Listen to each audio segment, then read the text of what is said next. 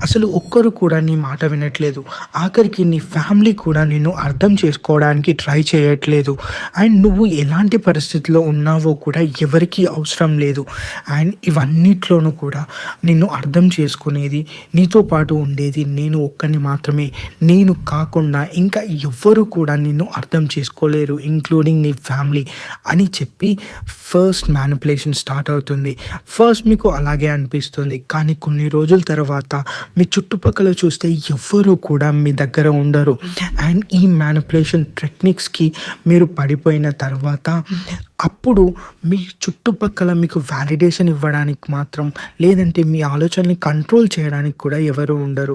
So అలాంటి టైంలో మీరు టోటల్‌గా డిపెండెంట్ అయిపోతారు ఎవరైతే మ్యానిపులేషన్ చేశారో వాళ్ళకి. అక్కడ వెళ్ళడానికి మీకు దారి ఉంటుంది. కానీ ఎక్కడికి వెళ్ళాలో మీకు తెలీదు. అండ్ ఇక్కడి దాకా ఉన్నారు కాబట్టి అలాంటి దాంట్లోనే మీరు ట్రాప్ అయిపోయి ఉంటారు.